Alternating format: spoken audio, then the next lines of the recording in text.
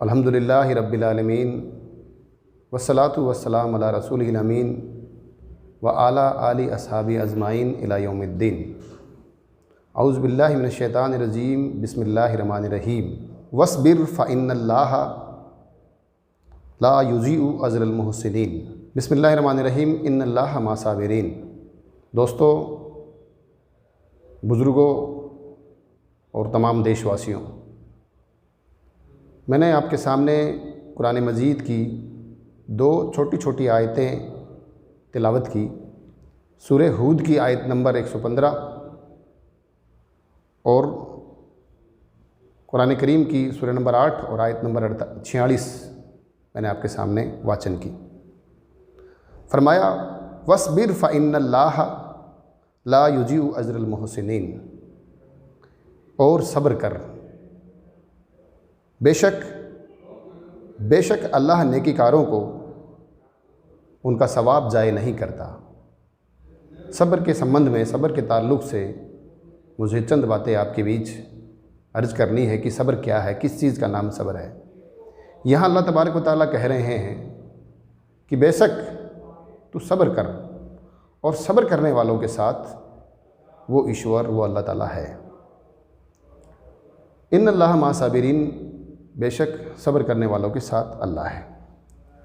सवाल ये है कि ये सब्र है क्या चीज़, सब्र किस चीज़ का नाम है, यानी वो कौन सी चीज़ है जिसको करने से ईश्वर उसका साथी बनता है, अल्लाह ईश्वर उसका साथ देता है।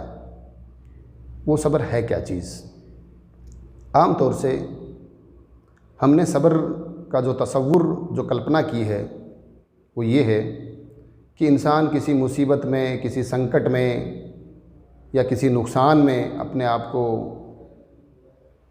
गम की हालत में ले जाना, इसका नाम सब्र है। नहीं दोस्तों और बुजुर्गों, इसी का नाम सब्र नहीं है, बल्कि सब्र नाम है नामवाफिक, मुश्किल और सख्त हालात में भी अमल सालेह, नेक अमल और परहेज़गारी पर जमे रहने का नाम। मुश्किल हालात में भी, जब इंसान के सामने मुश्किल हालात हैं, कठिन परिस्थितियां हैं, विपरीत परिस्थितियां हैं, जिनसे आम तौर से इंसान सहमत नहीं हो सकता, उसको मंजूर नहीं है, लेकिन फिर भी उनको वो अपने दिल और दिमाग से मंजूर करते हुए अपने आप को ईश्वर की परहेज़गारी में लगा देने का नाम सब्र होता है। उसमें लगा दे अपने आप को, ईश्वर की तरफ अपने आप को रुजू कर ले, अल्लाह की तरफ अपने आप को रुजू कर लेने का। ईश्वर के फैसले या परीक्षा जो होती है, उसकी शिकायत करते हुए सब्र करना, इसका नाम सब्र नहीं है कि ईश्वर ने मेरे साथ ऐसा क्यों किया, फिर भी मैं सब्र करता हूँ, इसका नाम सब्र नहीं है। बल्कि ईश्वर का जो फैसला है, उसकी जो परीक्षा है, उसको मंजूर करते हुए, स्वीकार करते हुए नेक कामों की तरफ बढ़ जाना, और जो संकट, जो मुश्किलात महसूस हो रही है, उस पर अपने आप को रोक कर रखने का नाम सब्र है। और न सिर्फ रोक कर रखना, बल्कि वो एफर्ट्स, वो जद्दोजहद जो अब तक तू कर रहा था, अब तक अपनी ज़िंदगी में जो जद्दोजहद हो रही थी, जिस नेकी की तरफ तू बढ़ रहा था, उसको उसी अंदाज में करते रहने का नाम सब्र होता है। सब्र दो तरह से है, जिस्मानी और नफ्सियाती। यानी बदनी के तौर पर सबसे पहले अपन जानेंगे, नंबर 1, सब्र अस्मत, आबरू, इज़्ज़त, शर्म से मुताल्लिक होता है, इससे संबंधित होता है। उसका नाम हया है, यानी हया रखना, इसका नाम भी सब्र है। सब्र नाजायज़ और हराम कामों में अपने आप को रोक कर रखना, उनसे परहेज़ करना से संबंधित भी होता है। जिसका नाम ज़हद है। यानी हर हाल में अपने आप को हराम कामों से, नाजायज़ कामों से अपने आप को रोक कर रखना, कंट्रोल करना अपने आप पर, इस चीज़ का नाम सब्र है। गुस्से, क्रोध की हालत में स्वयं पर काबू रखने का नाम सब्र है। यानी ऐसी परिस्थितियां उत्पन्न हो जाना जिससे गुस्सा होना या क्रोधित हो जाना आम तौर से संभव बनता है। ऐसी परिस्थितियों में, ऐसे हालात में अपने गुस्से पर काबू रखना, अपने क्रोध पर काबू रखना, इसका नाम भी सब्र होता है। यानी ये बदनी तौर से अपने आप को, ये नहीं हो कि ऐसे हालात में जब इंसान के गुस्से जैसी हालत बने और उस वक्त गुस्सा आ जाए, तो अगर जिसने यहाँ पर कंट्रोल कर लिया तो इसका नाम भी सब्र है। स्त्रीत्व यानी औरत की आबरू और इज्जत का सम्मान करने का नाम सब्र है। हमारी नज़रें उस औरत की तरफ सम्मान के साथ उठें, यानी न सिर्फ हम अपने कर्मों से बल्कि अपने नज़रों से भी तमाम औरत जाति का सम्मान करें, निगाहों को पाक और पवित्र रखें, नापाक नहीं करें निगाहों को। तो स्त्रीत्व के आबरू की हिफाजत करने का नाम सब्र है। इससे पता चला उसका नाम है हिजाब। नफ्सियाती जो है उसके संबंध में मैं बताना चाहूँगा, ये तो है हमारी बदनी सब्र करने का तरीके।